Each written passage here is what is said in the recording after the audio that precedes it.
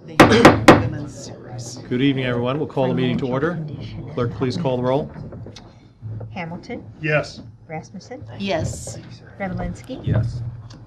Silvers, Yes. Hallie, Yes.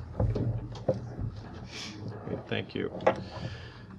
Council, we're going to move up the presentation from the Recreation Task Force report. We had you down at the end of the meeting. We're going to move you up, so we'll have that after our public forum and appearances. And in doing so, we'll also move the action item on the Whitney property to follow that. Those are changes that I'd like to make to the agenda. Any other additions or changes? Okay. If not, we'll move to our consent agenda items. We have approval of minutes from the November 26th meeting. We have our annual employee Christmas celebration, and at this we put on a modest get-together for lunch for all of the city employees, which we thoroughly enjoy. We do have a budget of about $1,500 for this, so we are asking for approval for expenses of up to $1,500. Also, your liquor license approvals for the Hy-Vee C-Store, Localized Store, Flamingo Lanes, and La Hacienda. Also, a resolution for employment of personnel, telecommunications operator, and claims in the amount of $608,515.26. But entertain a motion to approve the consent agenda items. Move to approve. Moved by Hamilton. Second. Second by Rasmussen. Any discussion? Please call the roll. Hamilton, Yes. Rasmussen, Yes. Silvers, Yes, but I'll abstain on the approval of the minutes. Revelinsky, Yes. Hallie, Yes. Thank you. Next, we have a proclamation to present to Dan Miller regarding Radon Awareness Month. Dan, would you mind coming up and telling us a little bit about that?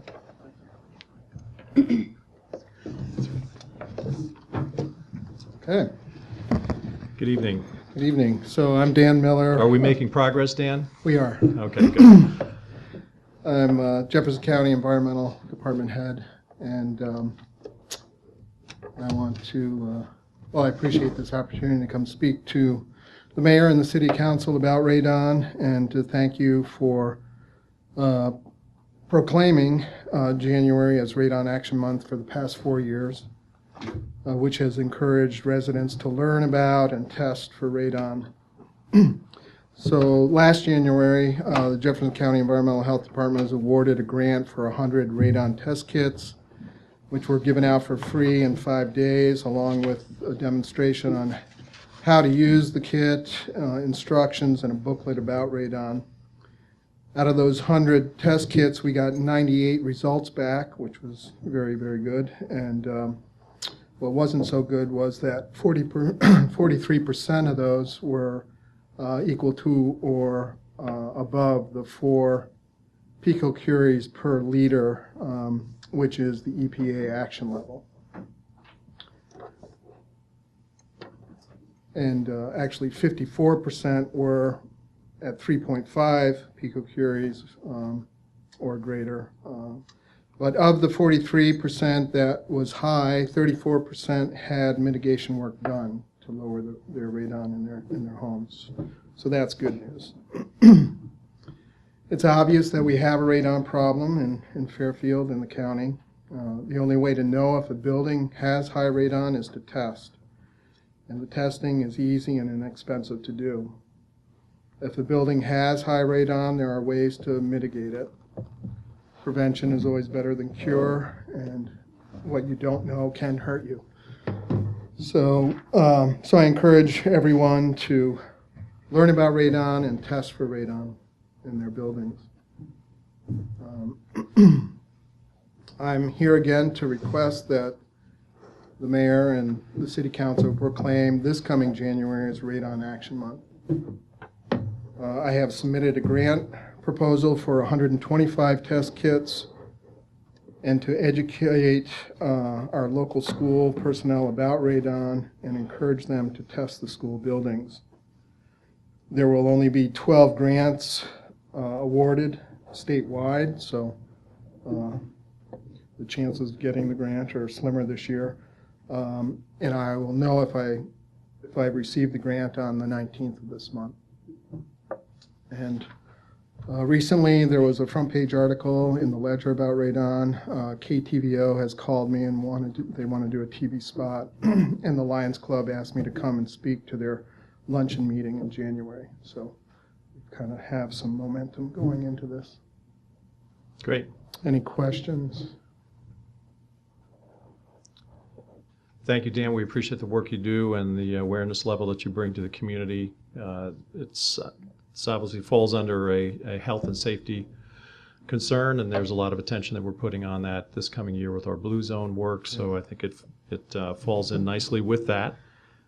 So we do have a proclamation for January 2013 proclaiming official Radon Action Month. I'd ask the council to approve, please. So moved. Moved by Revelinsky. Second. Second by Hamilton. All those in favor signify by saying aye. Aye. All those opposed, same sign. Thank you. That.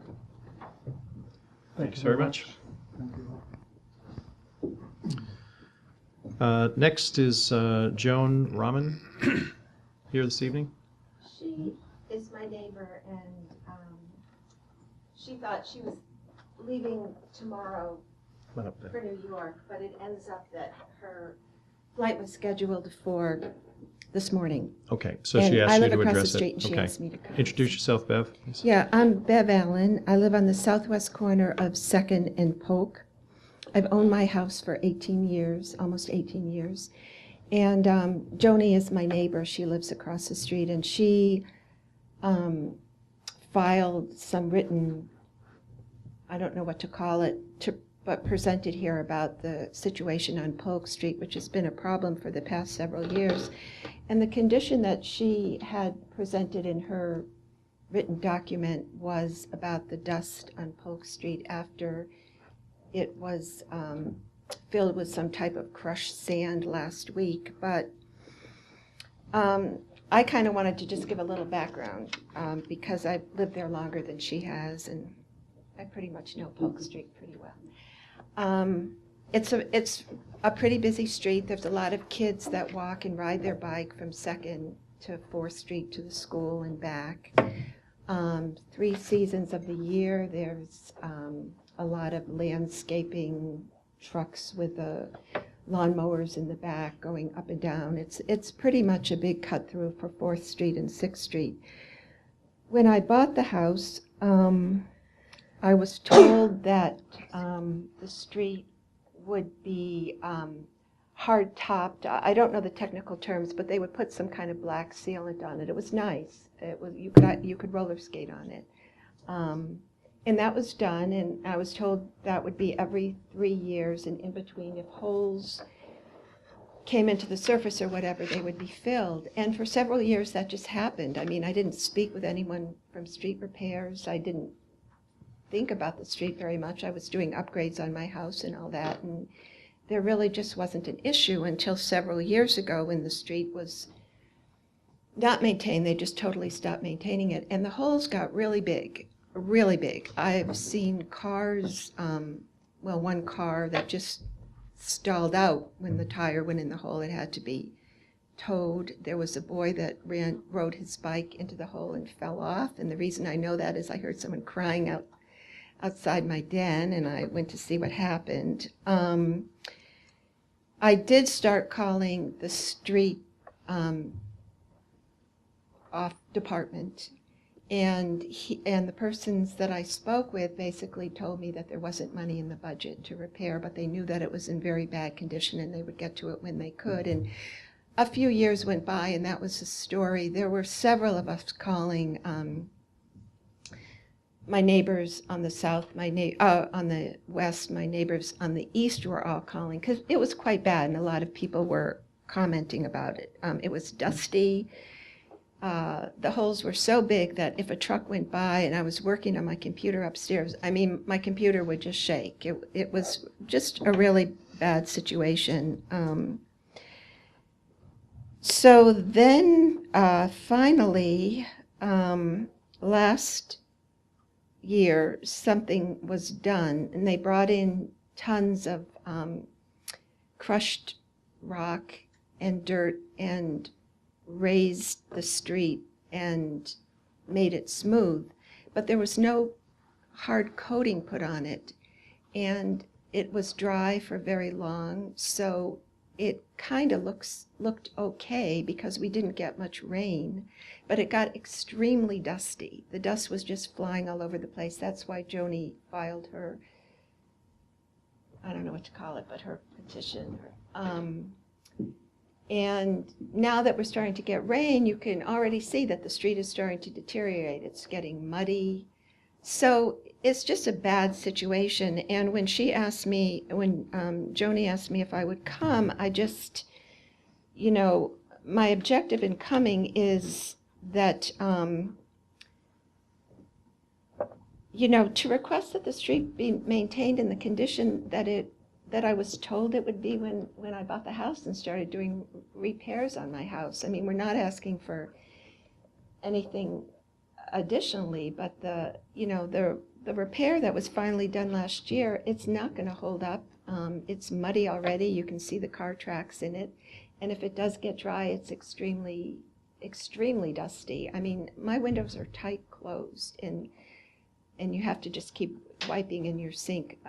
My neighbor, just to the west of me, she says she has to clean inside her house several times a day. I mean, that's how dusty it is. It's a busy street, and I'm not exactly sure what happened, why all of a sudden this became an issue, if it was just overlooked or nobody really spoke up about it, but it is a big problem. And so when Joni said she wasn't going to be here today, I just really felt like I wanted to speak up on behalf of Polk Street. So that's the situation. Thank you. Well, fortunately, everybody's here tonight who should be able to give us a little background, a little insight.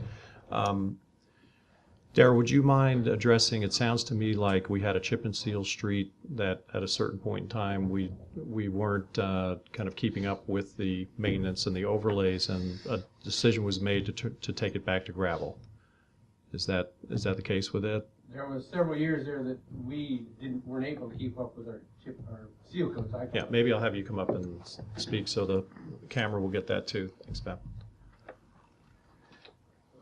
There were several years that we were trying to stay up. We have 132 blocks of seal coats, which is very expensive to do. Right. The last 3 years, we've probably spent anywhere from $125,000 to $165,000 each year trying to get our seal coats up to speed. Last year, it was kind of held off the year before because we knew Second Street construction was going to happen. Right. And when Second Street construction did happen, yes, there were big trucks that were cutting across and going through, and we tried to say, no, go on down to Iowa, stay on the hard surface, and don't use that street. Well, so then the seal coating did get done. As far as I know, there's always been a seal coat street there, and yes, I know there have been some problems in the past. We have now, once we get this next year, we've got about 15 blocks left to do, and then our goal is to maintain it every 3 to 4 years, put another single seal on top of it. Okay. And we have worked hard. We've spent a lot of money doing that, and there are times that I will say that with our new total patcher that we have, when we have problems with our seal coats, instead of just going and putting some we call it UPM, some cold mix in it now, we're going back and putting with our total patcher, which holds better on our seal coats. So I think that will help. Good. But so what was done most recently? Do you know? Seal coat. It was seal coat. This year, yes. Why would it be dusty at this point? It might be dusty because when they put tar, clean chips, clean chips up to about a quarter of an inch thick there, and rolled it in. And then they put the clean chips on the top, and then when the cars drive over it, to try to keep it packed in and stuff. And there's some dust, and yes, we didn't have much rain. I think that's what it is, Bev. It sounds to me like that process that you've had done in the past was just done, but since we haven't had any rain, that top layer are small lime chips, and unless they're sort of driven in, and sometimes the rain will take some of the the dust that's associated with the lime off. I think that's probably why you're getting the dust, and that should remedy itself after we get some rain. They did last year, I'm not exactly sure what seal coat is, that when you put the oil on the top. Yes, it's a layer of, That's not how it had been repaired when I bought the house. It was, I just wish I knew what to call it. It was a black. Asphalt? It wasn't the stones. Yeah, Tar it and- was a nicely done street. It was smooth and it wasn't the chips. It was a black top. as far as I know, and I've worked here since 1984, it's always been a seal coat street. See, over time, Bev, that will look like an asphalt street, so that probably is, it is the same thing. We wouldn't go backwards if it were a concrete or an asphalt street. Then if it were being repaired, it would be overlaid with that. But the chip and seal is a more inexpensive alternative to a blacktop. And when it's, ideally, it does create a surface that is very close to an asphalt surface. Well, I know, I mean, I could walk in my house without my shoes being full of mud. You know, it was a street. Okay. It wasn't like what it is. Well, let's have Daryl take a look at it. Would you get Bev's address and number, and maybe at some point just walk the street with her and show her what was done, Sure, I what can to come down. expect? I can come down tomorrow. Okay. Okay, Should I meet up with you? thank you. Okay, Council, next we'll ask our representatives from our Recreation Task Force, who are working diligently on our gymnasium and pool project, to address us. Now, I don't think we've seen anyone since November when the bond issue passed, so congratulations on that. Thank you for your help on that. And, Congratulations to the whole community. Obviously, we were very pleased with the results of the election, 67%. We were pretty thrilled with it.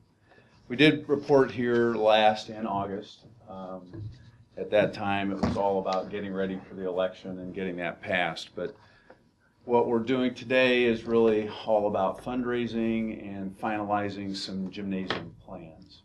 You may recall last August, the task force presented to the city council their recommendation of a design on the pool, working with Burbach, and that it's as final as we're going to have it until we know in terms of all the money that's raised what we're going to do. But currently the facilities committee is working really hard right now trying to get an architect hired, get a construction manager hired to get us on that process of really detailing out what the gymnasium looks like. Still stayed with the same comment or design that we've had all along, three courts, walking track around it. We're very pleased that we can finally start laying it out on some land and attaching it to the Roosevelt Recreational Center. From a budgeting standpoint, that was where we wanted to go, and it sounds like we're gonna get that done. One of the things that the Facilities Committee is recommending to the City Council is to hire a construction manager that would be involved in the process from the design phase through the construction process. Our expectations for that, one, we think if we do that joint work, we're going to keep an overall lower cost of the project. Definitely see collaboration between the construction manager and the architect on the design side, helping us value engineer that. Also believe that that's going to shorten the length of time we're actually under construction, which of course we think lends itself to reducing the cost of the whole project.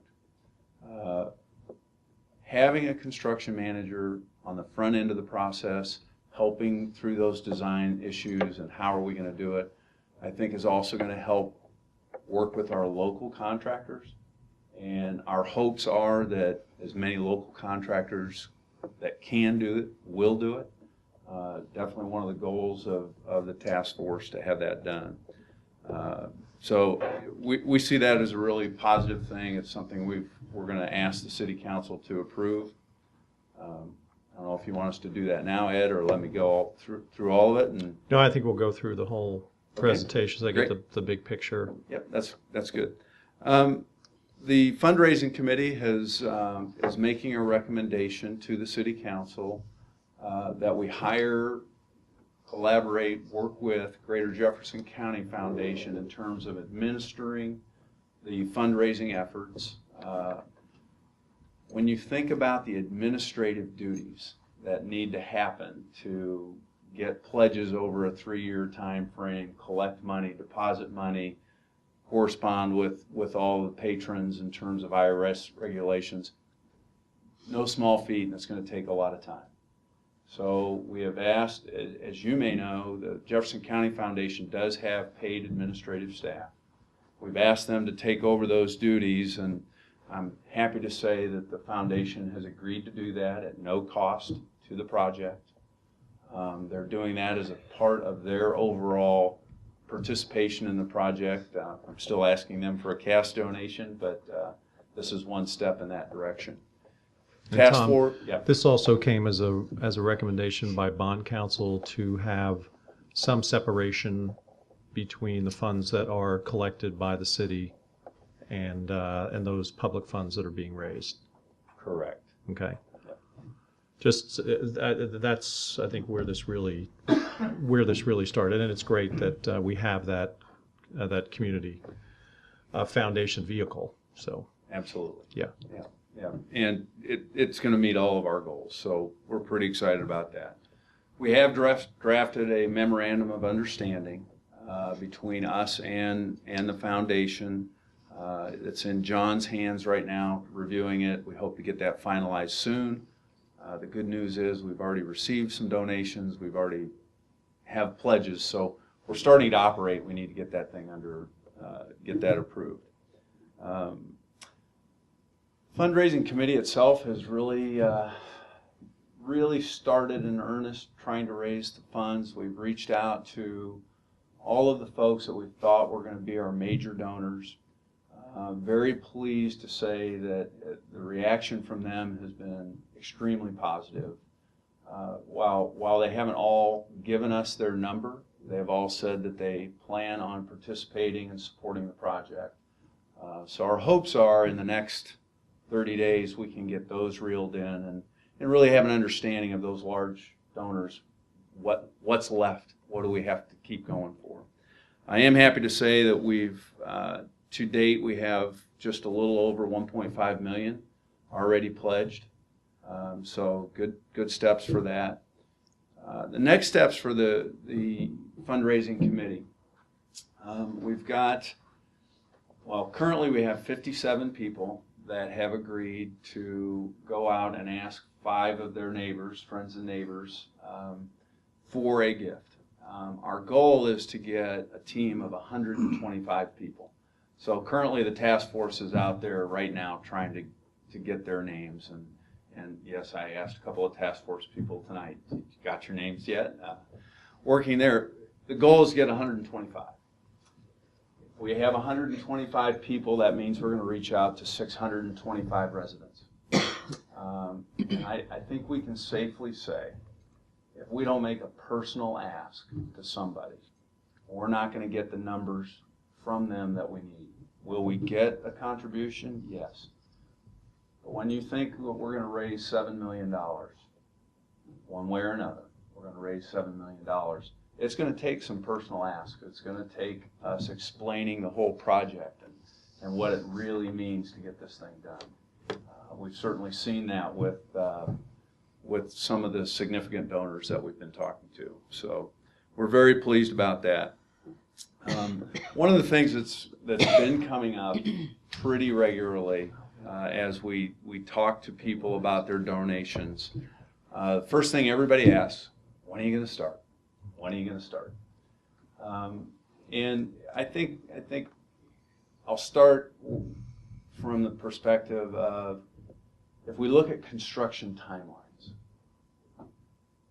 really we have until about April 30th to make a decision about starting. If we made that decision, if we've raised all the funds by April 30th, and made that decision. We anticipate being able to open the pool by mid-July of 2014. Gymnasium would follow late at the end of 2014. That's if we get there by April 30th. Just to give you some perspective, if we got there by February 1st, and I can tell you everybody on the task force would like to be there February 1st, we could move that pool opening up to middle of June. Gain 3 to 4 weeks of pool use in 2014. Probably won't change the date of the gymnasium. So that's a date we're keeping in mind, and you know, obviously we all are trying to keep it in mind. They're definitely asking, you know, what, and I hate it that they're asking because I don't want to be there, but they are asking, what are your plans if you don't get there? And you know, my response to date has been, you know, we're going to get there, I think, and I do. I think we're going to get there. The next 30 to 60 days will really tell us. But I've been answering the question that, you know, if we get to April 30th and we've substantially gotten there, I think we're going to have the ability to do a little bit of value engineering. Maybe we take an amenity out or something. But if we do anything like that, we've been saying if we've made significant changes, we fully expect to continue to be transparent with everybody. Here's what we're thinking. City Council, do you agree with it? Donors, do you agree with it? And then we'll move forward from there. The task force has said and made a recommendation, and frankly we'd like you to weigh in on that, is that we don't plan on spending any money until we've raised it all. That we don't think it's appropriate to start the project unless we think we can finish it. So certainly something the committee's talked about. We've talked to the donors about it and definitely want to get your advice on that. We intend to keep the public informed of our fundraising efforts. I mean, we definitely are going to publish how much we've raised on our website, Park and Rec website. Use local media periodically to do that. Definitely want to thank our major donors very similarly in a public format to the extent they want that.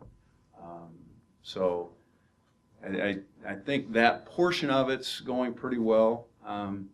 The next 2 nights we have training, so hopefully we'll have our 125 names of people, and if your name isn't on a list, I'll make sure it gets there tonight.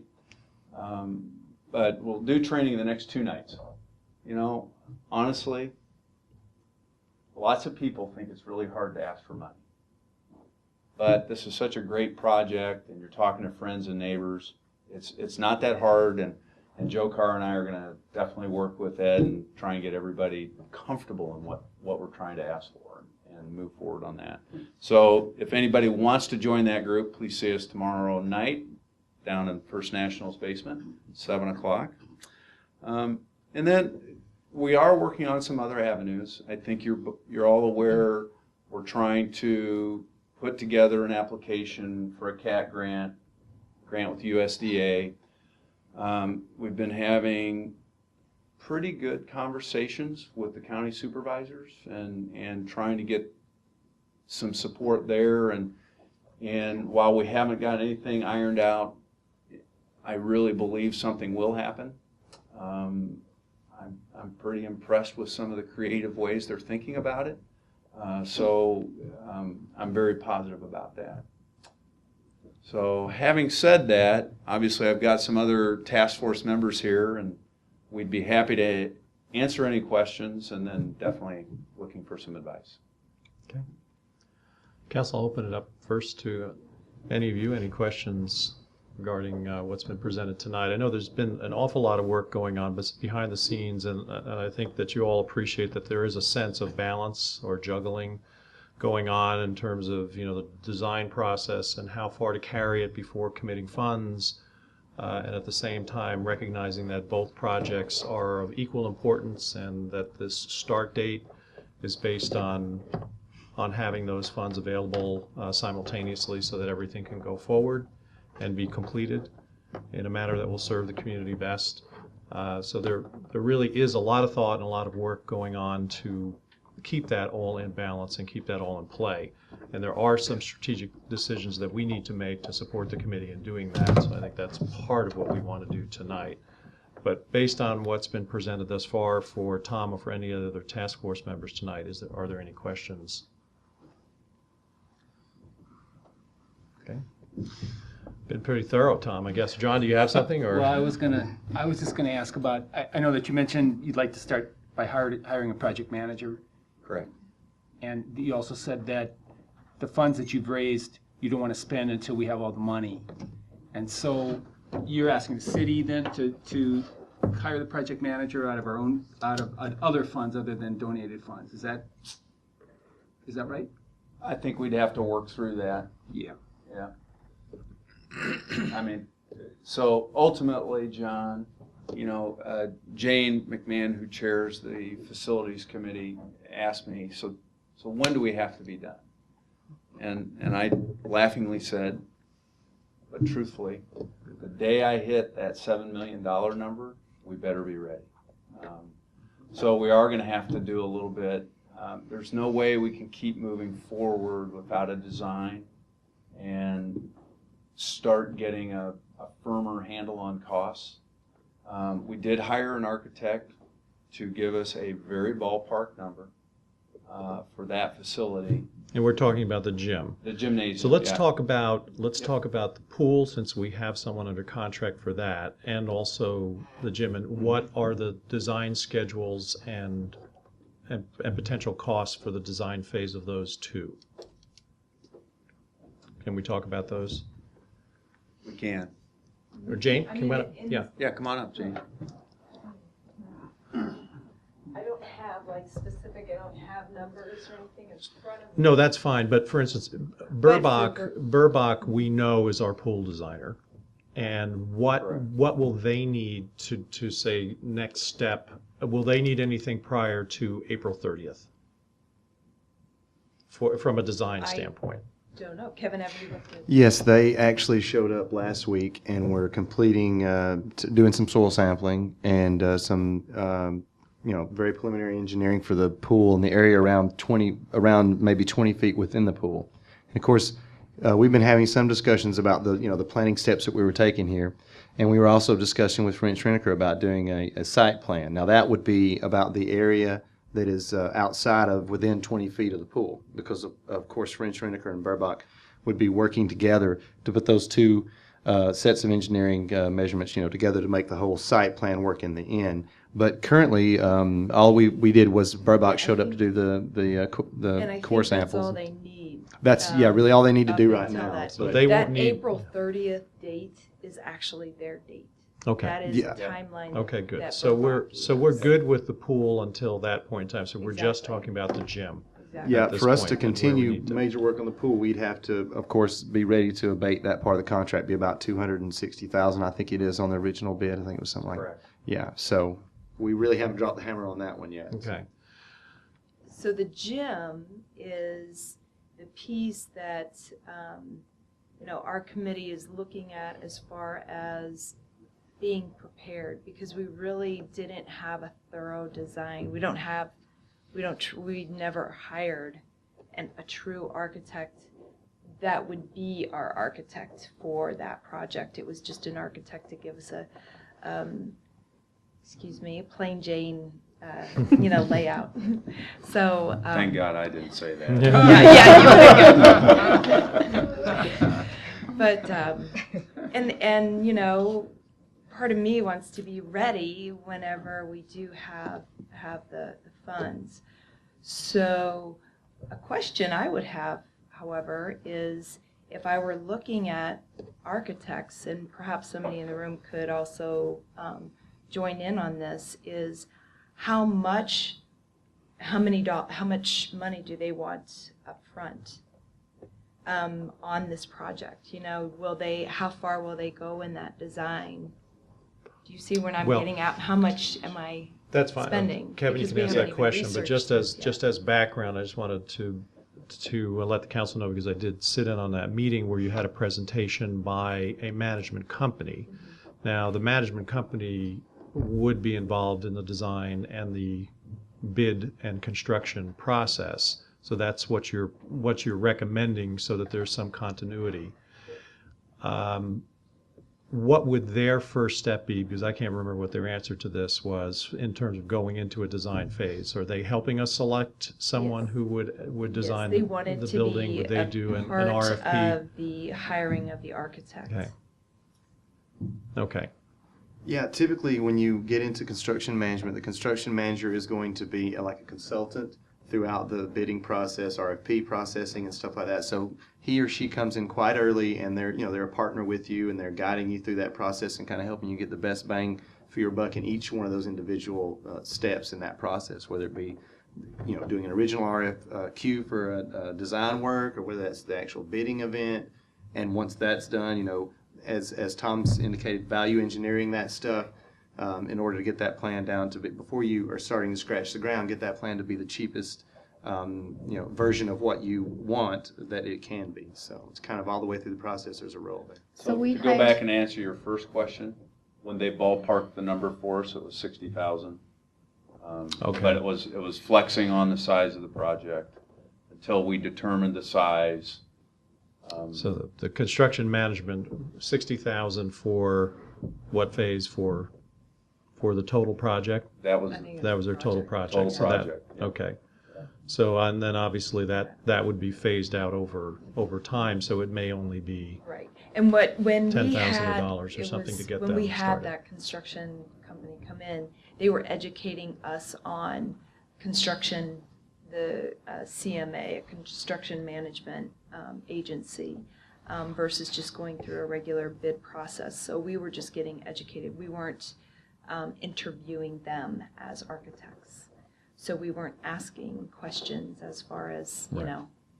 what your fees are and that sort of thing. Okay. So, but we Kevin, certainly you can look into that. you have some further. comments on this too, I know. Yeah, I mean, a lot of the times it's going to include a base cost like that of 50 or 60, 70, 8,000, depends on the size of the project, along with maybe a percentage of what the overall project costs are. Of course, our project is not, on a macro level, this is not a $50 million or $40 million, extremely complicated endeavor. So we're not likely to see a situation where someone's going to say it's going to take a $60,000 fee plus, 3%, 1%, because the project really just won't allow for that.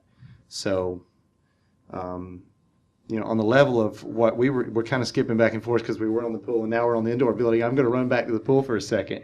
On the level of that project, it has a lot of specificity. But you've hired the group to the group suggestion. Council hired Burbach to do that, though, so they're going to have their own site construction manager, and something with that level of specificity. You're looking at a hospital or a pool or a school system, buildings like this. So they're going to kind of do that for the city with respect to the actual pool, itself. Outside of that, when it comes to the site plans, of course, myself. Mel will be going out there and meeting and looking at change orders or anything that has to do with site work and pool work as well, but just in the sense that we're monitoring the process that's going on, because the value engineering with the pool is kind of occurring as the task force created the pool. They were going through and they were, as Burbach was assisting in, as an honest broker, in eliminating, items in there that, and really explaining what the items entailed, what's it cost, what's the lifetime of this. So it's kind of already been done, I would say, on the pool. Although as Tom mentioned, other things could happen on an value engineering level, depending on where we're at, right, in 6 months or something. But on the other project, it would be the indication of obviously a flat fee from someone like the company that did present, and we would have to request qualifications from companies. First, do an RFQ, simple enough for companies that actually did that service. Acting in both as a consulting manner and also in what you might call an inspections manner for the city. On site. For construction management. For So construction management something company. competitive to what was presented to the task force, We right? get 5 or 6 RFQs in that manner, and then if there are changes on site, on that site, or within that building or whatever, it might be the case, Melanie and I and Derek would meet on site with that construction manager, look at that, and look at that change order, whatever it might be, consider that.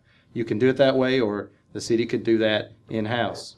where it was just be the engineer and the manager going out there and meeting construction management team from the company. But, you know, obviously the focus of the task force is to consider that if we, you know, if the city could find someone that has been involved in a lot of these types of projects, I think is their indication, the specificity, at least as much as we have it in this gym building, if they could find someone like that, it may be worth the money in the sense that they could save enough from the project to pay for that individual's cost. And it would be. And that was the crux of their presentation. Can was that be done? Sure. Yeah. Yes. Because without them, if you don't have that construction manager at the very beginning during the design phase, if I have an architect and then I have somebody who's in charge of the project, I'm being handed the drawings as a construction, you know, as a contractor, and I'm laying it out, and that architect isn't necessarily there every day.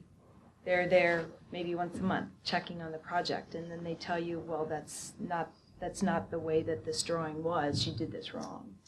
And so what we're trying to eliminate is that handshake and that communication. And if you had the construction manager, it sounds like from what we learned was that they will be there at the design phase early on and talking, you know, together, saying, so like an architect might have this really groovy idea, really cool something or other. However, the contractor might say, but if you move this and set this way, it's cost savings from that standpoint. And we liked that idea too. And granted, it's not a difficult, the shell, when you look at the gym, you think, well, it's just 3 courts and a walking track. However, your HVAC is going to be important because of, you know, the distance, the height of that building. The surface alone, the flooring, whether it's all the same flooring or we're talking about multi-surface because we want it to be for multiple purposes. You're going to have the track, and whether that's the same surface as the actual courts. Do we need a wooden court, or can we do a surface that is multi-purpose for everything? It's kind of a, you know, more of a rubber type surface. Do you want volleyball, basketball, batting cages? Do you have drop down? None of us, we've never done this before. And, you know, when we ask people, even in the community, even the folks that are on our committee, we don't have that expertise here in town. So I could see us, you know, we don't want to make a mistake on the floor. We don't want to make a mistake on the lighting or the HVAC and get sold, you know, some air system that was, you know, too costly to run year after year after year. You know, maybe it comes in at a cheap price, but, you know, we've had to fix it. So those are our issues, and that's why, you know, we feel better if we had a construction. So the first step then would be to do an RFQ, and then those would come back, and then we would review those and then actually go out and invite some bids from the construction manager. So that isn't a decision we're going to be making in the short term. It's going to be a month or so away before we see any of that. So I think, council, I don't think it would hurt us to go ahead and approve soliciting RFQs and see what kind of proposals we get back and what the cost will be. And those would be for construction management. Construction management, right. I honestly think at the same time, we'll be doing the same thing for architects. I mean, we're going to have to get, right. I mean, maybe you end up with the same firm that can do both, but definitely we're looking for somebody that has expertise in doing gymnasiums, right, helping us through those decisions we have to make in terms of what's the floor look like. Number one, what's the floor look like? So at the same time, we'll probably be looking at both. Okay. All right, so then would you like, so I think we would like that then, council approval for both a submittal of RFQs for architectural services and construction management services. So entertain a motion to approve that. So again, we're not committing to anything financially. We're just sending out for our. So entertain a moved. motion. Second. Moved by Hallie, second by Silvers. Any other discussion? Along the lines of paying for this, once we've received these and there's a review of what the bids are for this type of work, there is going to be some asking for payment in order to secure their services. There's going to be a nominal amount that's looked at. Now, we briefly touched on that it doesn't want to come from money that was in the process of being raised, but we do have available the funds from the bonding and the way the bonding was written. Is that what we're going to be looking at? I think we're going to, my personal feeling is that, if it is a month from now and we have another fundraising report and we have sort of a higher level of confidence that we can meet the goal within a timely manner, then I think everyone here will decide whether to draw on those funds or draw on funds, on private funds. But we can have that conversation when we need to. But hopefully, the greater confidence that comes with the fundraising will allow us to have that discussion. But you're right, Darren. We're going to have to, at some point in time, decide who's going to spend the money. But I think, and Tom has been, very, very delicate and very cautious with the donors, and he's trying to be the same with us and saying that we're going to do everything in steps and stages based on high level of confidence that we're going to be able to do both projects. So how much we're going to need to spend to do those may be a little bit of risk that everybody's going to agree to take up front, but let's face it, we are moving towards doing these two projects, and I think we will come to that, but we'll see where we are when we get those costs. Okay, now the request for qualifications. Do we have a basic idea of what we're going to place out there as our advertisement for the type of qualifications that we're looking for? Has anyone worked on that part of it? Because, you may have had a group come in and tell you that you need this, this, and this, and they gave you a nice presentation, and now, you're gonna. We're not to that point where we're looking at hiring. As far as that's concerned, we haven't talked to him. I spent. Kevin, I don't know how much I don't know how much you'll need, other than size of the building, the elements that are going to be in it, what type of it may not need to be too detailed. But there's a specific idea of qualifications of the firm that you're wanting to attract, that you're going to need to set out there. Okay. Have they built this type of facility before? Yeah, exactly. That's mildly qualification. That's kind of a given, but I mean, So just somebody can say that they've done that before, Yeah. but do you really? They've done one.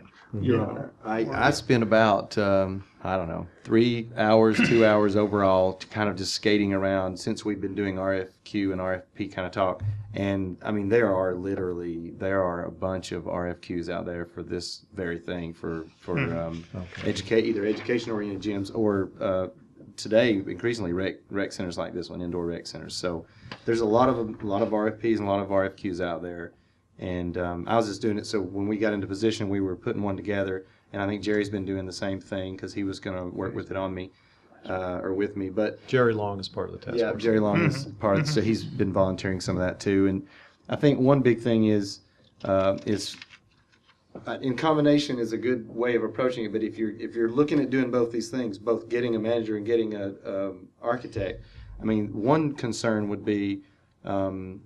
I don't want to say over planning because I don't know if there is such a thing, but this project is a certain size project, maybe $5-6 million gym. But I think once you get a construction manager, it would be important for them to weigh in their opinion of whether or not we actually needed an architect per se, or whether we needed to RFQ companies that do these types of buildings that can be altered in many ways.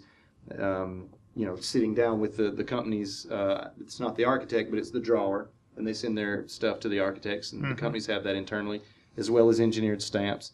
They give you complete engineered reports, all the HVAC, all the electrical, all the plumbing that goes into the facilities. It'd be important to see if how the manager feels if we were to hire one about that. Do we need to do an architect, or can we go through a more simpler process? Perhaps it might invite in more local participation that's also very effective in getting exactly what we want because they're there helping to do it. I guess it would remain a question. So just that, Darren, we met last week, Mhm. so, and we knew this was on the calendar, so we've really been waiting until we hear from you all if we can move forward on that. Ultimately, we're going to interview construction managers and architects, and at the same time, we're going to be hearing presentations from every one of them. Mhm. And clearly, we are looking for somebody that has done a multitude of gymnasiums on a recreational facility. We know that's what we're looking for. And it's got to come with references. We'll bring all this information back to you. We're just doing the research. We're not making the decisions. We're just trying to do Well, due we're not. diligence. Yeah. We, the council, are not interviewing these people. Correct. We're entrusting you, Yes. the task force, to do that. And so I just want to get a Do broader you all sense of have an idea a that this is what you guys are going to be focused on at this particular point in time. Yep. And that, I want to know that we're going to get the value that we want to see out of it, especially if the city is going to be responsible for maybe making payments to these people as we move forward without tapping into bonding or into monies that have been donated. Okay? And clearly, we're on a limited budget right now, and Correct. it's going to get tighter after the beginning of the year. I see some things that aren't going quite our way at this point in time, but I want to get a more comfortable feeling that we've got somebody that knows what they're going to do with this particular project. Okay, So do so we. those are why I'm asking these questions. And if you Legitimate. have some particular questions, or, if you're brainstorming also, we would appreciate, having that information. Maybe it makes sense for someone on the council to sit in on their discussions with those companies. I can say that because I won't be here. Exactly. But I mean, really, Michael is on the task force. okay, so there you go. And, I'll try to make So it we better. do Kevin, need- Kevin is to very answer your involved. questions. Kevin and Derek, I think we are, You're covered. So there you go. we appreciate the work the task force is doing, but the city is very involved too. And, We sit in yeah. all the time. And the thing is, to answer Darren's questions, yes, we need to put out these requests to get the answers to the questions that you're asking. Right. Who are the most qualified people to do this? What's the most intelligent way to do it? We don't know yet. We had Burback, and so we paid them with funds that were from the Park and Rec that would have gone toward the pool that's now closed. Is that right? That's how we funded that. We don't have that budget right now for this other thing, but we'll work it out. Some donor might be generous and cover that expense because there are too many questions. I was looking at you when I said that. I think you were looking at. Okay, so we have, we'll finish up the discussion and then take our vote. If I would request anything tonight, it would be that we do go ahead and we start this RFQ process, because these are things we need to know. What is the likely cost? Who are the likely competitors for this and are interested in doing it? And what's going to be that cost potentially? And also, I would like, the go ahead on the planning that we've been doing on parking and stuff, the site plan, in other words, for the O.B. Nelson site. We don't own the other site completely yet, so that's kind of put off. But that one site, moving forward on that would be important tonight, as well as this. These are the two things that are kind of hanging out there. Right. Knowing more cost as far as to what extent we can. Okay, so we have a motion and a second. Any other discussion? Now please call the roll. And again, this is to approve the RFQs for both construction management and architecture. Hallie, Yes. Silvers, Yes. Rasmussen, Yes. Boyer, Yes. Hamilton, Yes. Revelinsky. Yes. Okay. Thank you very much. So we'll, Is it appropriate to ask a question from the public? this is not a public hearing, but I'll take your question quickly. And I know you, Paul, I know you're on the agenda earlier, and I know you've had some ideas for design. I think the best forum for that is the meetings that they're holding. But go ahead with your question. Come to the microphone, please.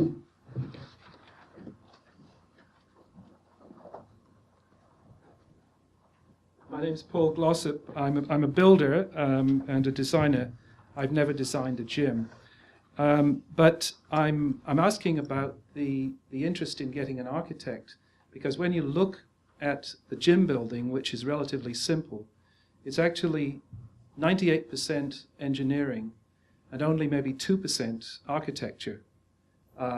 So I suggest that you get an engineer with a secondary speciality in architecture, because the engineer will be able to put together all the issues. I, just off the top of my head, went out and got a quote for a building, a 43,000 square foot building from a steel company. And with all the architectural plans, all the Iowa stamp of approvals, now this is just a steel shell, it was $378,000. So there's a big distance between that and, say, $3 to $4 million. One other point is that I suggest that the committee looks at previous art. Within 200 miles of here, there are probably some excellent gymnasiums. And they have. And good. And they have. Well, Paul, what I'd another recommend is, we appreciate the research that you've done. Jane, if you, at some point in time, when the Facilities Task Force is meeting again, have Paul to your meeting and to share the information that he has, because I know his intentions are good to keep the costs as low as possible from within the community. And of course, there'll be input when we do have some person in charge of design. Thank you very much. And again, thank you all very much for your continued work on this. I think there's been a lot of progress, and these next steps will be exciting to get to our design phase. So moving into our next area, the agenda, resolutions, actions, items, and ordinances. Kevin, would you report on the property that has something to do with our gymnasium? Yes, thank you, Your Honor. We were able to secure a purchase agreement, or a purchase option, on the Whitney property for $8,000 for 8 months, and for a total price of $210,000. Can you describe for the public where this property is and how it rolls Yes, into the Whitney property is adjacent to our present Park and Rec property. You could, behind the ice cream place there, it's the driveway that goes right by that and goes to the back of the property. So it would be west of the present Roosevelt site. And this property connects down, the lot goes downhill there behind all those commercial facilities that you see along the main road. And it connects to Burlington, or to 12th Street there, right across from Hy-Vee. So there will be the capability, as we've all seen somewhat of a plan for this early on, entering into a parking lot type situation off of 12th Street into what would be the new property where the building would be located, our new indoor building at least. And where there's still, of course, I guess we're still looking and discussing exactly how that site would be arranged, whether that building would be per se perpendicular to present Roosevelt building, or whether it would be parallel to that. Our past plan that we were looking at, as you all know, was parallel to that, and the rest of it was reserved for parking down lower on down to the more westerly end of the property there. But we did secure that agreement, purchase option for $8,000 for 8 months and a total of $210,000 for the property. So this gives us enough time to work through, as the mayor was illustrating a moment ago, all the issues that we're working on now. We have not engaged with the city engineer to do any site planning related to that project yet, because we do not literally have ownership. But of course, releasing that check is an important part today. Would be to okay the releasing of the $8,000 check to the property owner. And the only other thing that we are presently doing, as prior mentioned, is working on some planning stuff down at the pool site that is unrelated to this. So that's where the Whitney property is as far as in being involved in our projects, and if there's any questions from the public or. Thanks, Kevin. So I'd entertain a motion then to approve the expenditure of $8,000 for the option on the Whitney property land in connection with this gymnasium project at the rec center. I'd move for approval, and just with the explanation to the public that this is not a commitment to purchase the property, but this is simply gives us the option to buy the property if we so choose, and to buy it for that specified price. That is true. Second. Motion by Revelinsky, second by Silvers. Any other discussion? Not, please call the roll. Revelinsky. Yes. Silvers. Yes. Hallie. Yes. Rasmussen. Yes. Boyer. Yes. Hamilton. Yes. Great. Thank you. Next, council will move on to a series of approvals of projects as final. The most exciting we put first. We didn't want to save it till the final quiet zone report.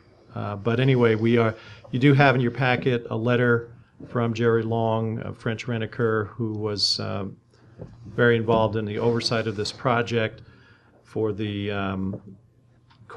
Burlington Northern Santa Fe Railroad quiet zone, which was completed and I think began on November 20th, very successful.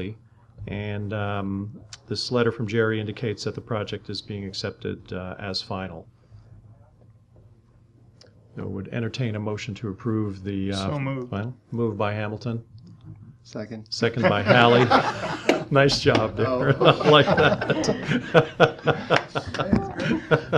The old adversary made the motion. That's great. Just as a comment during the discussion period, I think that this project has had its ebbs and flows, and really there's been a lot of work done in the last couple of years. Michael, that you've been involved with, we congratulate you on bringing this to a close. I also want to congratulate John Revelinsky, who was very involved in the early tougher stages of the project, getting it off the ground. But I think that a lot of the public feedback that I've received has been very, very positive, even from people who didn't really care one way or the other prior. So I think that was a pretty good indication. And we really do appreciate the partnership that allowed this to happen with all of the public donors that helped the city establish this. And again, we see it as a significant part of our quality of life within the city. So congratulations to everyone. Please call the roll. Hamilton. Yes. Hallie. Yes. Revelinsky. Yes. Silvers. Yes. Rasmussen. Yes. Boyer. Yes. Thank you. Now we'll move on to something less dramatic, but in the same direction, to approve the final project for the wastewater treatment plant sludge storage tank project. And Kevin, if you would explain, as council has read the letter of recommendation from Dave Fredericks to accept the project, there were some liquidated damages and some withholding. So if you would go through that. Yes, I'll go with the liquidated damages. I think Mel's going to speak to the other retainage. The liquidated damages were negotiated recently with Grooms on the basis of early on in the project, as you all well know, you actually paid for a certain timeline to be expedited, and that did not occur. We weren't able to make that happen. So Mel may go into a little bit of that too, but that's what that $18,000 is all about. Melanie?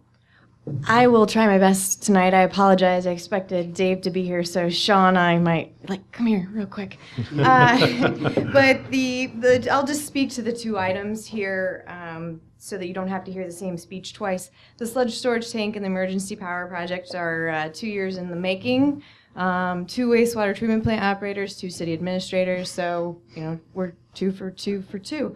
But yes, there is a little bit of work left related to Grooms' contract for the sludge storage tank. Iowa law allows you and recommends that you hold twice the value of work that is left.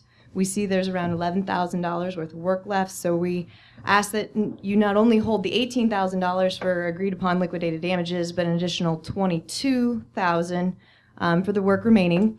And the reason is this, that we hold 5% during the entire project, which comes to $183,000 and some change. And, the contractors owed their money to pay their suppliers and such, but holding the $40,000 is appropriate at this point. I would concur. Thanks, Melody. So we would be approving payment in the amount of $142,139.13. Yes, sir. Okay. Correct. Entertain a motion to approve. So moved. Moved by Boyer, Second. second by Hamilton. All those in favor signify by saying aye. Aye. All opposed, the same sign. Thank you. And then we'll move on to the acceptance of the emergency power system, number 2. And Windler has completed the work, and we see no reason to hold any of the retainage past the 31 recommended days. Move to accept. Okay. Moved by Hamilton to accept the recommendation as for project as final. Second. Second by Boyer. Any discussion? Not all those in favor signify by saying aye. Aye. All those opposed, the same sign. Thank you. Thanks, Melanie. I can stay up here for the next one, too. Oh, okay. You're involved with the tree removal at Chautauqua Park? I am. Go for it. This project was under the necessary, per Iowa bidding laws, for you to get quotes, but with the extreme local interests, the city went ahead and got quotes and fair to all the local contractors. The low bid was from the local agency, Brown Tree Service of Fairfield, for $19,800, and that is 50 trees in Chautauqua Park.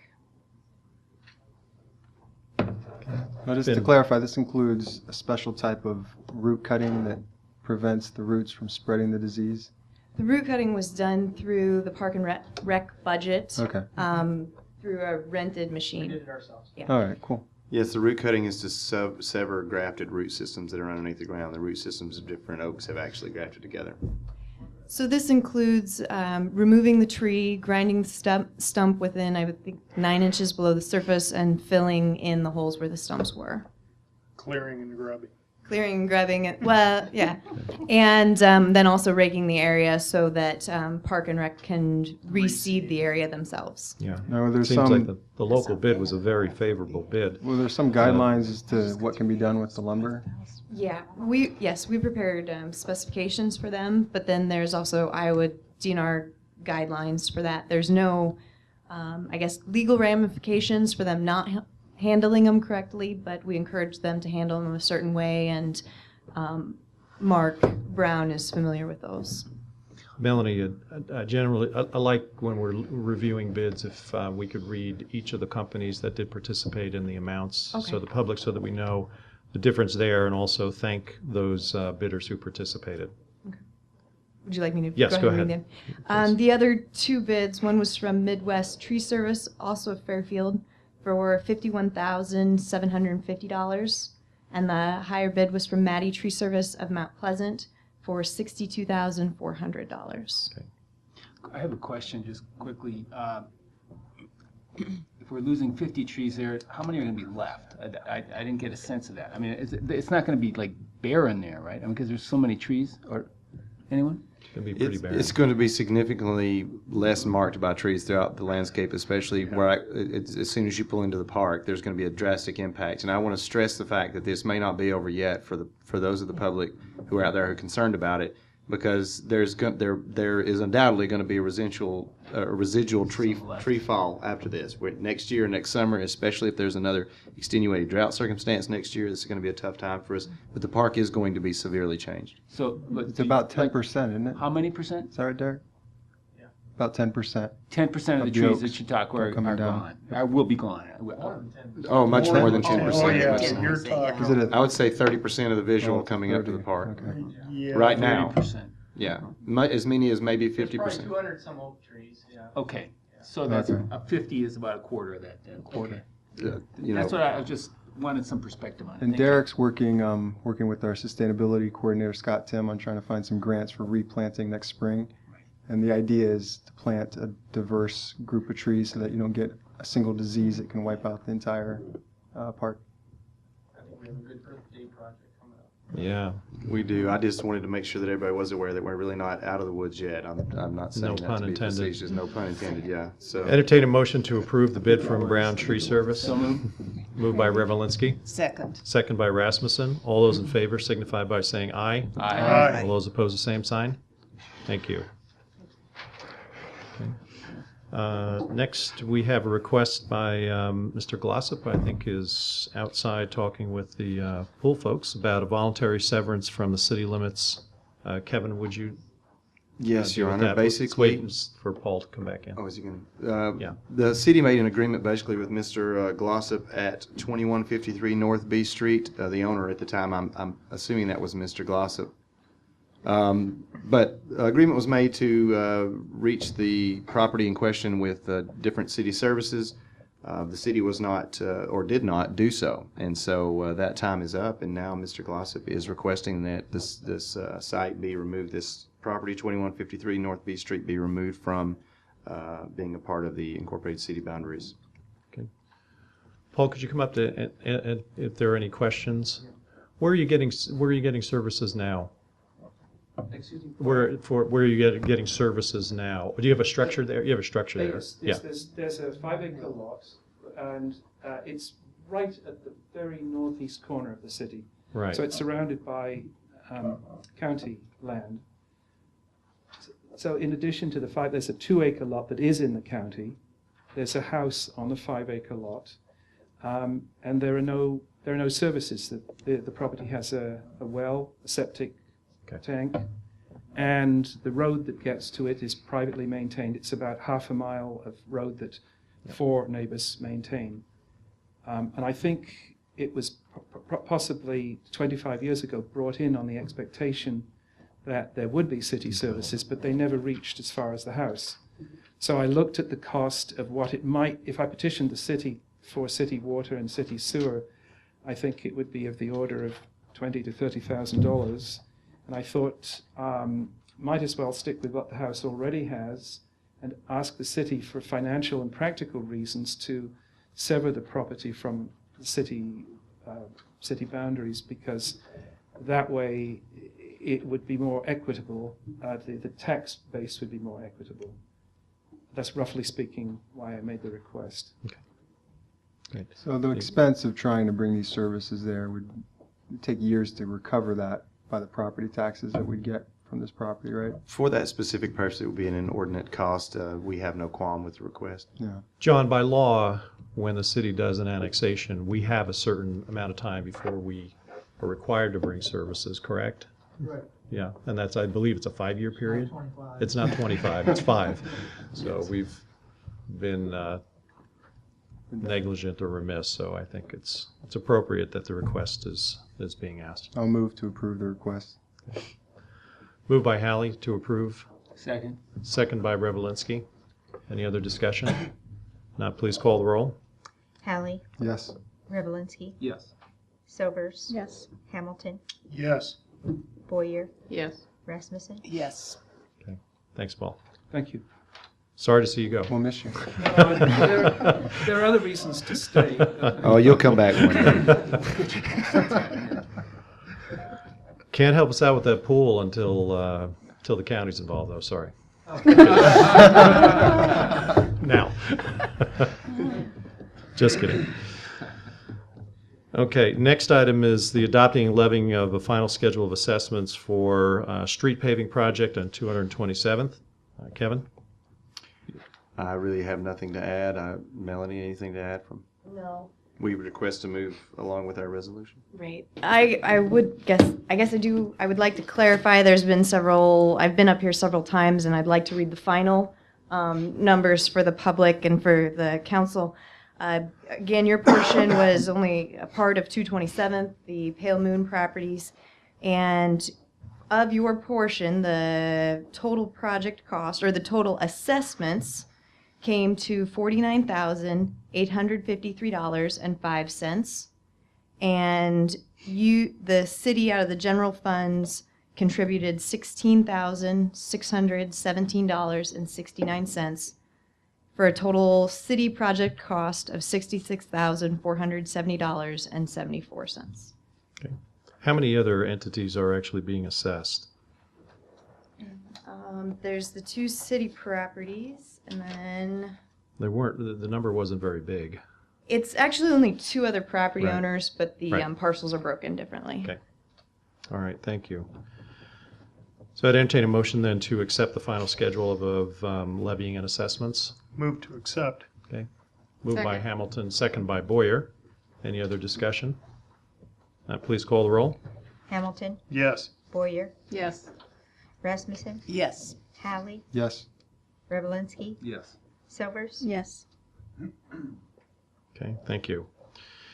Next, council, we have the second reading for our amended ordinance designating commercial, industrial, residential, urban revitalization area within the city. I ask council first if there are any comments that we've received or any amended recommendations to the ordinance. Not, this is a public hearing. I'll open the public hearing for any public comment. Not seeing any, I'll close the public hearing and ask for a motion to. Your Honor, I would request that we waive the readings. We can't waive the reading? No. We have to wait 30 days from the hearing before we can go to full passage. So we're gonna have to wait till February. Yeah, it'll have to wait anyway. So I Sorry. move from the, I would. Second to the move that third. We take this from the second to third reading. Okay, moved by Revelinsky, Second. second by Rasmussen. Any discussion? Not, please call the roll. Revelinsky. Yes. Rasmussen, Yes. Silvers. Yes. Hamilton, Yes. Boyer, Yes. Hallie, Yes. Thank you. Next on the agenda, we have, we've been in discussion with FIDA, a piece of property to use for a city compost program. Tracy Vance is here. Tracy, if you can come on up and tell us about the lease. And I know there are both our city administrator and Councilman Hallie been involved, along with Daryl, on talking about the establishment of this program. Sure. FIDA was approached a couple weeks ago about the prospect of the city developing a compost facility. And we were asked if we had any land that would be appropriate for that. And I think after looking and meeting with the folks at Kevin and Michael and some others, we do have some that I think could serve as a compost site. And we have, our board discussed today, and we have some interest in leasing that to the city for a compost facility. I think at this time, so that we can give ourselves some time to maybe develop a lease agreement and those sort of things, we're asking for a letter of intent to be authorized by either Kevin or Ed, presented to the FIDA board, so then we can have those discussions on a lease agreement. I can tell you some of the things we've talked to John. I mean, we want to talk about things. For instance, I think we could probably lease it for, to the city for $1 a year. We would want, yeah. There's some things we'd want to talk about. For instance, like gating. The property we're talking about. Let me describe that first. Is the property at the end of the south end of 20th Street. South of the school district ACT building and AA building, there, we own 11 acres there. You remember that gravel road that kind of looks like extends 20th? That down there. And so that's the property we're talking about.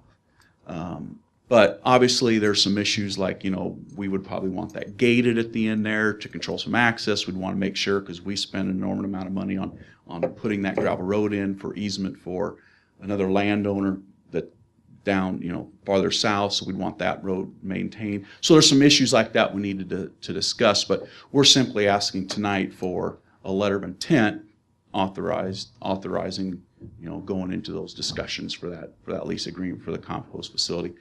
And some of that will be developed over the next couple months, because the full plan and what it's going to look, what's going to be accepted, all those kind of things have not been discussed, so that would give us some time to do that. But Thanks, Tracy. if there's any questions, Michael, would you give some background on Sure. the project itself? Well, in the past, citizens could take their grass clippings and branches and leaves or whatnot to our wastewater facility and just dump them there. And over time it would naturally compost, and then they could come back and get it. We've closed that since there's so much construction going on at the wastewater plant. So Daryl is in favor also of opening another lot for people to do that. We're not likely going to realize my dream of a curbside leaf vacuuming program. Aw. I know. It's very sad, but it's just too cost prohibitive. So you could at least offer a place for people to bring their own. And we're not talking about a huge, complex program at first. It would basically be leaves, grass, branches. All the branches that we currently have behind O'Reilly's and the other pile that's behind Hy-Vee would go there as well. And we'd mix it up and try to make a decent compost. It's not going to be a real high quality product, but something that people can use, farmers can use, and divert that stuff out of our landfill. We don't need to be putting perfectly good organic material in our landfill. FIDA wants to have some input on what we do out there, so we're not going to be composting roadkill or anything that's going to stink up the whole neighborhood. Try to keep it clean and fresh and all that. And we need to look into the expense of what we're actually going to be able to do. So we just had these discussions before I brought this into an environment committee and made this a public thing. So we're kind of hammering out some of the details. Tracy has some experience from Lee County and knows the person who runs their program. We're going to take a field trip after Christmas, go talk to them. Because, people have been doing this for years or decades, know what works and what doesn't. Some of the equipment we were looking at, like a tub grinder, might be cost prohibitive. So we'll see what we end up doing. But this lot of land is really ideal because it's close to public works. So if the public works were responsible for maintaining the site, they can just drive their equipment over a few blocks. And it's not real high density over there, and I don't think we're going to create any foul stench. We're not doing anaerobic composting, so it shouldn't be an issue. But we just want to get the ball rolling and get a motion. I'll make it to. Okay. It is going to be something that's limited just to tree branches and leaves and yard clippings. Yeah, yes, it's inert materials only. Definitely. Yeah, right. That would be our preference, because obviously there's a couple things. One is that discussion with our board is that we'd want to maintain the ability to market that site for development. Yeah. Putting a compost facility wouldn't, I don't think, distract from that itself.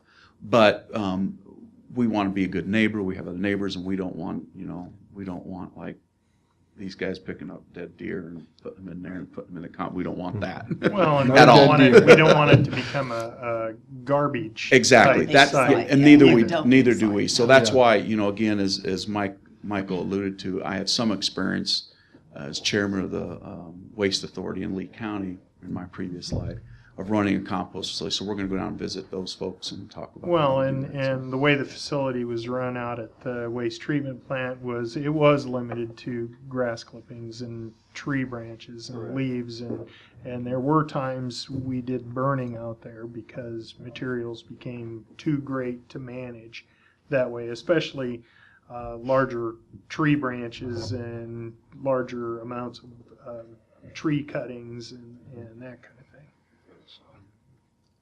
I second the motion. Okay, so a motion and a second, and this is to approve a letter of intent to lease the property for FIDA's purposes. Mm-hmm. Any other discussion? All those in favor signify by saying aye. Aye. All those opposed, the same sign. Thanks, Tracy. Thanks, Tracy. Next, we're going to move our administrator report up. I did forget an item when we were discussing the pool process. I was going to make sure and just secure council consent to continue to do the OB park planning portion, just the site planning portion that we had talked about, which basically entails what is now a 60 lot or 60 parking lot. 60 stall. 60 stall parking lot, sorry. You have 60 now. I was stuck on that, wasn't I? I was trying to think of how many we have now. We have 60 now in a 300 by 70 foot area, which is the old parking lot. And the objective would be to add about 60 more initially. There's a ability to add on more stalls to the parking lot, but as it would be at the finish of this project, would be 60 additional stalls. Now, the end of our property, if you can imagine it, is about where the middle the last tennis court going south, about where the net is in that court. That's where our property would end coming through there. So we don't go down as far as we might have imagined, or at least I imagine that our property went before. Some of those woods behind us are not actually the city's, but the parking lot would fit nicely, and it would provide a good assistance to all the uses around there. At 60 stalls, that's not a bad count. That's about double what we have now, and I think we think, according to the numbers we've been using, that would actually work out for what would be considered a max hourly use for a busy time during the seasons, multiple seasons. Would this also include any water main work that we may need in the area down there? It along would. with some site design? That's exactly right. We have an old water line that is a deadhead that currently runs down what is, I guess you could say, 4th South. I think that's 4th Street South, or imagined to be, at least on the GIS map, that's what it says, because there's a short distance there where it's a right-of-way and then it's our property. And there's a deadhead water line there at the end of that with a hydrant on it. We'll be moving that hydrant back to the northern direction there. It's sort of adjacent to where the actual pool would sit. And we'll be pulling that line around to loop to Highway 1 to make a loop in there, so to kind of eliminate that dead area in the system and also provide a lot more water volume to the pool area, because now you have amenities, you kind of need that. And we got to look at the sewer connection there too, which is of course quite decrepit, and I think we're going to run that back over. Right now we're thinking of running that back over to the street as it comes in the front of the property. So issues like that are mostly what we're working out with the site plan, and that would include a drive coming around the front of the pool to lead to what would be that parking lot. I don't know, I really haven't talked to this school system at length, only that there would be good interest from the school system. There's interest in taking a part in the paving of that parking lot, because of course it would be multiple use. I don't know whether the present main entry to the school's situation back there, I don't know whether we would, or they would be leaving that gate open and it be an additional entrance, or whether OB would become the main entrance to get back to that area. It's hard to say. I guess we'd all have to talk about that. You guys would have to talk about that with the board along the way, but this would allow us to get further into that process, approach the school about those details, work some of that out, get it into a site plan where we could say we are, quote, shovel ready by the time we do get to a point where it would help us to be. Kevin, are you asking the council to approve some expenditure of money on this planning? French Reniker has kindly offered to withhold being paid for this for a substantial amount of time, the next 8 to 12 months, until we could figure ourselves into these projects. But we're also going to be approaching some other avenues in order to pay for this. We're looking at about a $10,000 to $15,000 cost here for the initial site engineering. So we think there may be other avenues for involvement in the project by others. Well, I told you privately, I'll say publicly, I'll support it if you're going to take out some trees, and you got to find a way to plant that many more trees somewhere in the city. Yes, we have been doing a lot of talk about that recently with what's been going on in Chautauqua, for sure. And yes, that would be an option. There is a significant stormwater pipe, as Darren's indicating, that would have to go right through the middle of that area. And we'd also, in the process of working these sites out, you can see from our farthest, our southernmost field, that the area around where the stands would be has been quite eroded, I guess, over time and fallen in a little bit. You can't actually fit stands along that side of that park. Well, we would be expanding that apron to the park there, where you could get stands in there and still walk safely around the back with a genteel slope that would go into what would be the parking lot. There's not as great a gradient difference between the parking lot to be and either side. In other words, our ball field or the tennis courts, as certainly not as much as I thought to begin with. So our ability to get a straight across, get a nice decent grade, one that allows for good drainage but is not a treacherous climb in or out, is very good. It'll be a very nice transition through there. So asking for permission to continue in that process. Okay, so a motion to approve the request for additional site engineering at OB Nelson. Moved by Hamilton, second by Rasmussen. Any other discussion? Please call the roll. Hamilton. Yes. Rasmussen. Yes. Boyer. Yes. Howley. Yes. Revelinsky. Yes. Silvers. Yes. Okay, thank you.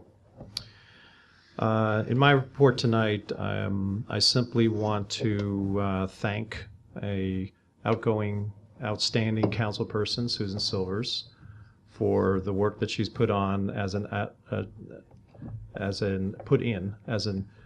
at-large council member for the city of Fairfield. And Susan was really perfectly suited for this position. She has such a balanced disposition, a sense of fairness, but also an underlying sense of righteousness about a lot of issues, and we will miss your contributions. There's no question about it. You were really an outstanding council person. We all enjoyed working with you.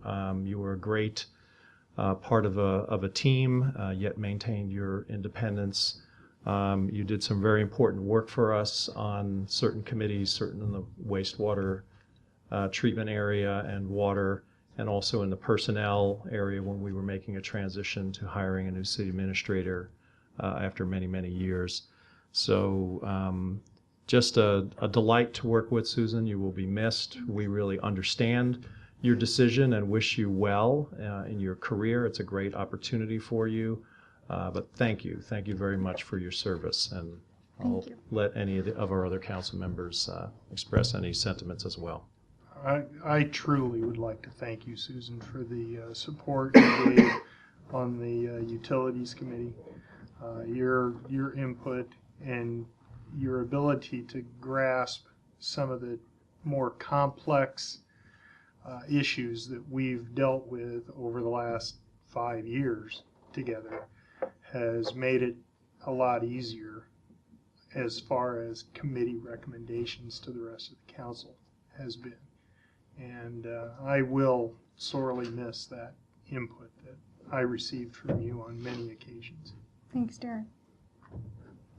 Well, I got to work with you mostly this last year, but we made it through water meters and beach ordinances, and everything Ed said is completely true. You're very even, fair, balanced, but strong, and your presence will be missed. Thank you. When Ed was saying, it was like, oh yeah, that's exactly how I feel. That's exactly how I feel. Mm-hmm. Really, it's been a pleasure working with you, Susan, and I'm going to miss you a lot. You have a very balanced and good approach. I think the only thing I'll say is that wasn't said maybe is I think you're a good role model for young people in the community. Thank you. Just being someone from Fairfield who loves her city and has a good mind and is willing to contribute the effort to keep things going. You've really made a great contribution here. Thank you. Thank you, Susan, very much. It's been really a pleasure because, of course, I know Susan's mother and have known her for years. And I've known Susan, but not had any opportunity to actually, interact with Susan until the opportunity to serve on the council. So thank you, Susan. I know that you will be missed. Thanks, Martha. Ditto. Everything that's said. What else can I say? Yeah, we're gonna miss you. Yeah, great, Susan. Well, thank you. It was very humbling. I really have enjoyed my time on the council. As Ed mentioned, it was a tough decision, bittersweet in a lot of ways, but keep up the good work, guys. Thanks, Susan. We will. And with that, this will be our final meeting of the year. Wish everyone happy holidays, Merry Christmas, and a Happy New Year. And we will see everyone, I believe in the first Saturday of January will actually be our next meeting. We'll have a work session, and then we will convene again on January 14th. So thank you all, and now I'd entertain a motion to adjourn. Move to adjourn. Moved by Silvers, second by Revelinsky. All those in favor signify by saying aye. Aye. Those opposed, the same sign. Meeting adjourned. And anyone who would like to stay for some refreshments, we have a cake and some refreshments back here in Susan's honor, so please join us. Thank you.